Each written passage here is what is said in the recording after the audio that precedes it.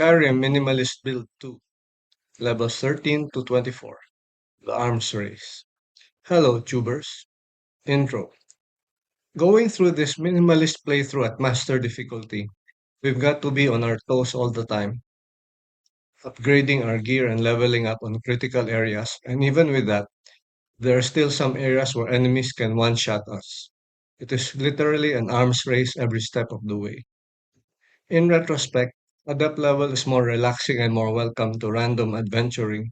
But at Adept level, once we reach around level 30, we're almost invincible, and after a while, it gets boring because unless we are very careless, we don't die. The arms race. For gear, I usually use what I pick up. I don't rush to build the latest armor and gear, unless I sense that I need to upgrade because the enemies are consistently beating me. I waited until I got Elven smithing and leveled up all my gear to Elven with additional points from fortified smithing gear and potions. In this playthrough, the Elven smithing level is just enough to gain parity with the enemy. It is not a game changer or guarantee that the game will be smooth sailing moving on. This is a sample at level 24 where I decided to upgrade all my gear. Before the upgrade, I had an armor rating of 118, which improved to 130. My most powerful weapon, the crossbow, moved up from 62 to 73, and the bow moved up from 37 to 48, and my sword improved from 20 to 29.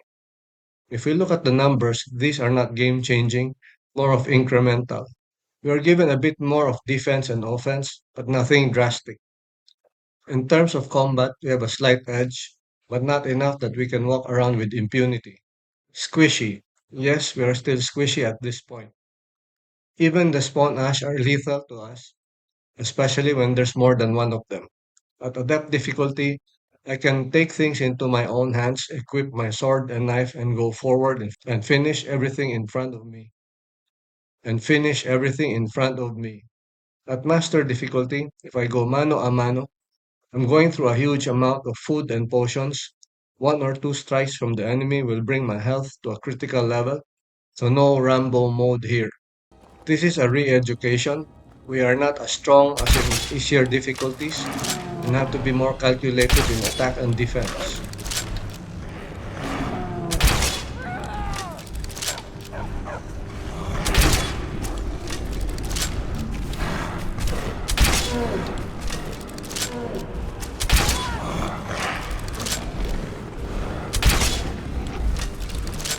So white.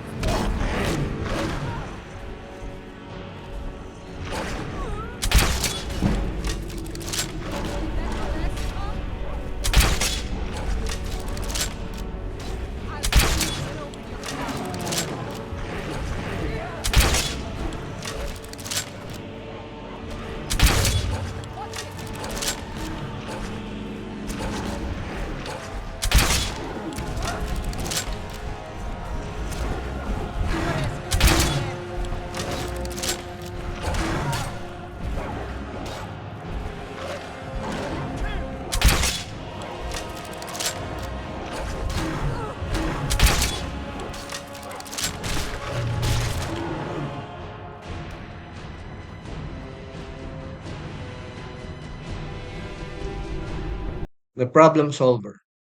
This is a term I picked up from Fallout 4, a weapon so powerful that it solves most of our problems. In Skyrim, this is the crossbow. It is the most powerful weapon in the game and provides us with the opportunity to run away after the attack. Melee weapons allow the enemy to strike back after we attack, but with the crossbow, we are a distance away, so we can retreat and heal up if we have to.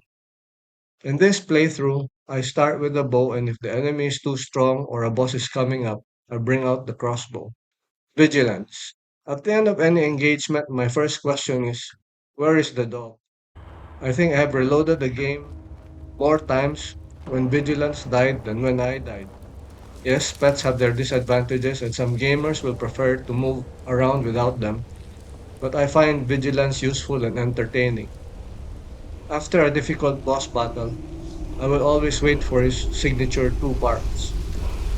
At first, we will find those barks annoying, but after many battles, hearing those barks will be a welcome sound and we can continue with our adventure. Vigilance will not die from an enemy strike, but he will die from an accidental strike from us. And since all of my weapons have soul steel, he has taken his share of friendly fire from me. Squishy as I am, I will reload the game when I discover I've accidentally killed Vigilance. He is not negotiable.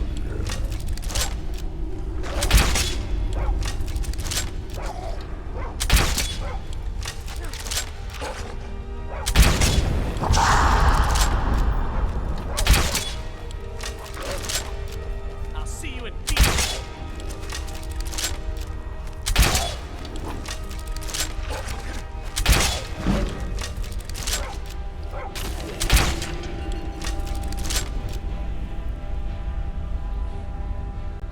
Mule the Lioness. Here's a side story. While adventuring with Findal, I chanced upon Mzin Shaleft, which happened to be the ruin where Mjol's sword, the Grim Silver, was left behind. Typical of my random ways, I went through Mzin's Shaleft only to find out, upon defeating the Dwarven Centurion, that I hadn't talked to Mjol, so her sword wasn't there even if I cleared out the entire area.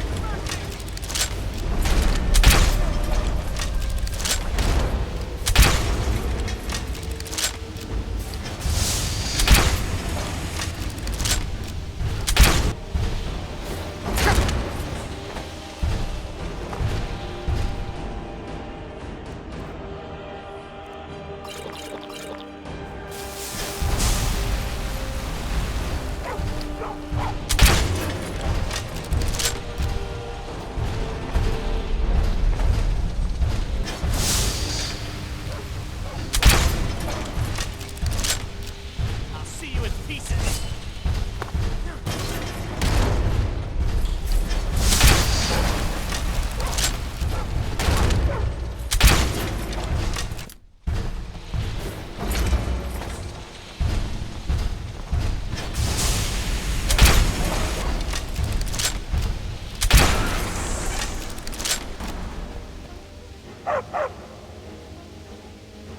To salvage things, I had to hurry to Riften, talk to her, and go back to Mzin Shalaf before the enemies respond and pick up the Grim Silver. And that is a story on how Mjol became my follower. She is also unkillable, but she will not like friendly fire. If she suffers too much damage from us, she will quit being our follower, go back to Riften, and put a bounty on our head for hurting her. Followers and pets. In my playthrough, I depend heavily on my followers and pets for combat, so you can imagine that I will not be as strong when I am left alone, say, in the Black Book areas. That is a given. I accept that the Apocrypha is an area I will have to visit when I am of a higher level, because those seekers can one-shot kill me. That said, I consider this a good trade-off. Depending on our gameplay, followers and pets can be a bane or a boon, but with me, getting used to all those nuances like knowing what to do when they are blocking doors, overall, I find it more fun having them around. That said, as I've mentioned before, we cannot use area damage attacks with pets and followers around. They will soak up a lot of friendly fire from these attacks.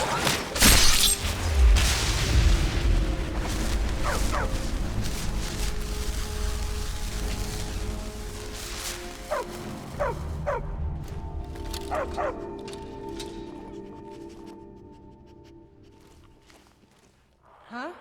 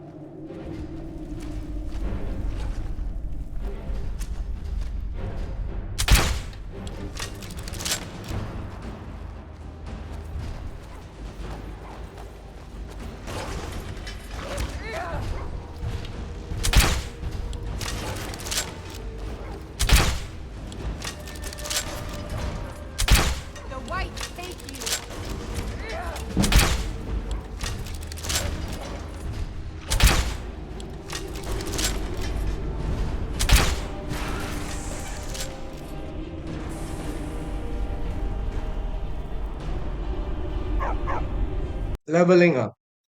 To stay at par with the enemy at master difficulty, we have to keep leveling up.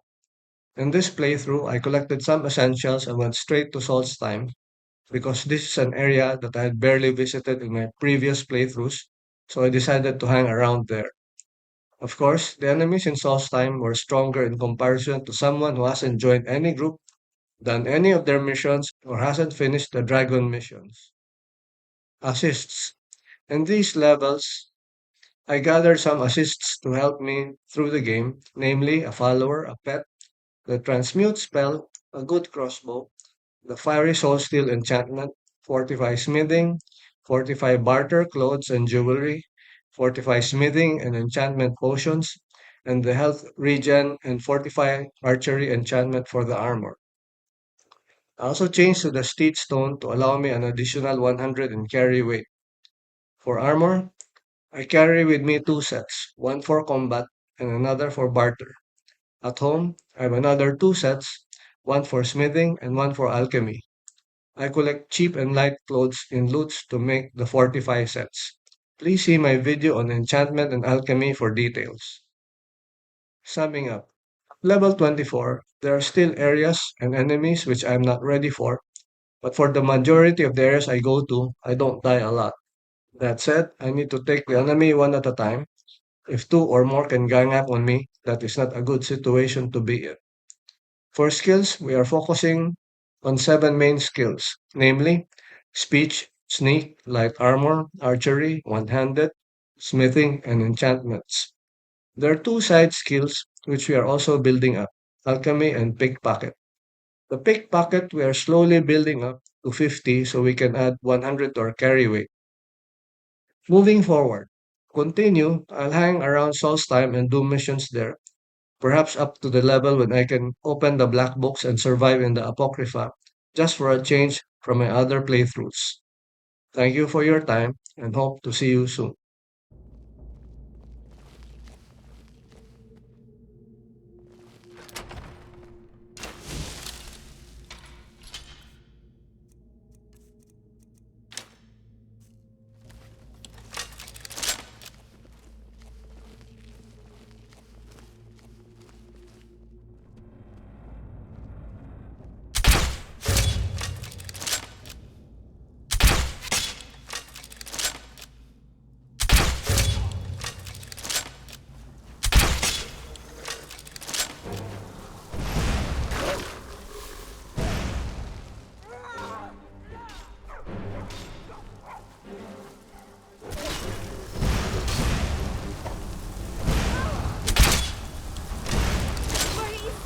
You'll pay for that!